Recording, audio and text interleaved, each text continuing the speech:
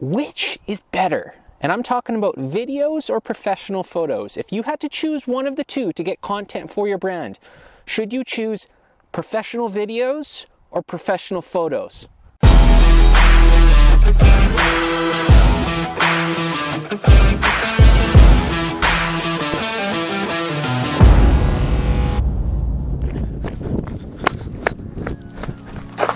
What's up, guys? Jared Vandermeer here, and I wanted to go for a walk today. I know we have been in our homes, making sure we're doing our part by social distancing. I wanted to get out, walk around today, and just take some macro shots outside, get out of the house, and at the same time, thought it was a great opportunity to start talking about which is better. And I'm talking about videos or professional photos. If you had to choose one of the two to get content for your brand, should you choose professional videos or professional photos? Let's discuss while I take some of these macro shots. First of all, before I get started, a quick disclaimer. Doesn't matter what content you get, you're trying to scale your content, you're trying to make more of it. So videos and professional photos are both fantastic options for you to go after. But if I had to choose one, if I had to choose over getting a photographer out, doing a full photo shoot, getting a whole bunch of different shots, or having a videographer come make some pillar content for me, I'm always going to pick the videographer.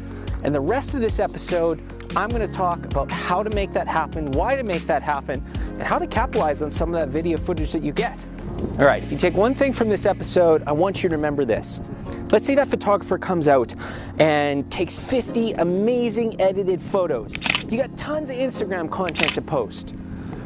Yet, remember, every single second of video is made up of 24 frames per second. In an entire minute of video, you have the potential of 1,440 different photos that you can utilize and edit through screenshots.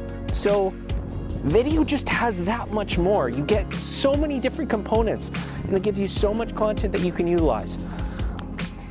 So I'd always pick video. And the rest of this episode, I'm going to go through some of the other reasons why video is king when it comes to picking between the two. That's it. I'm a little dizzy. Not sure how that spin transition was going to turn out. Hopefully okay. But back to it. Video gets more engagement. That's really one of the other reasons why you should pick video over photos.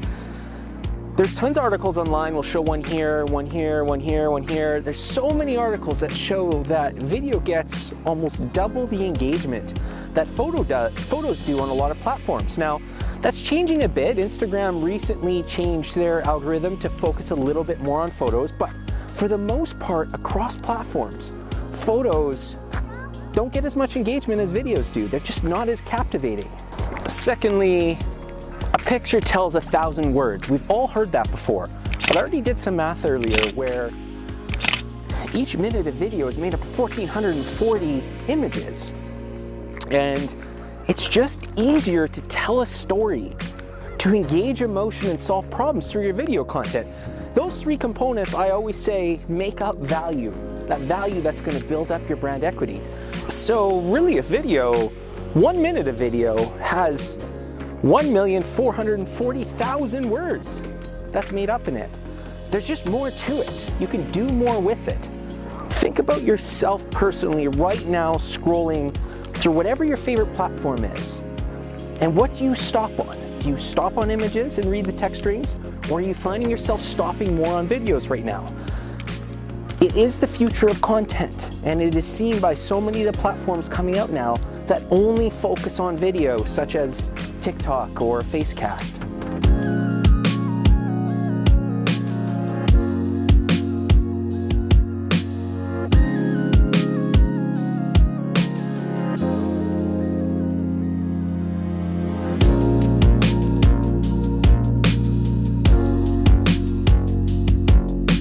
Now, there's really only one more thing I want to talk about in this episode, and that is pillar content. I mentioned a little bit earlier as I'm walking through the snow here, but pillar content is essentially making video content that's really long form, getting as many of those minutes and combining them together as possible so that you can have more video clips to cut up. So For example, for myself, I will do a keynote, or I'll do a marketing Q&A, or a talk to JV. And that 20, 30, 45 minutes worth of footage gets cut into a whole bunch of clips that I can put across platforms. It helps me build more content and scale my content. Again, I will pick video over photos if I have to. But if I have to is still the key phrase there. If you can, if you have the resources, if you have friends that are doing photography and videography, try to get it all. Try to maximize, create and correct, make tons of content and post it across the platform of your choice. And then just see what happens. Create and correct, make more of it, and have fun, be authentic. That's it for this episode, guys. I hope I gave you some value. I hope I cleared that up. Hopefully you have a little bit more math that you can use with your friends to impress them of why you're doing video and not photos all the time. And last but not least, like always, I hope to see you guys in the next episode. That's all for now. Now, some of you guys might think that me taking macro photos during this episode is ironic, saying I was saying to do more video, but you're right. If that's the case, I don't know why I did that, but I wanted to test out this lens. I wanted to develop my skills and try to see what we could put together to show you guys. I don't know what else to say. I'm gonna go take some video with this macro lens right now.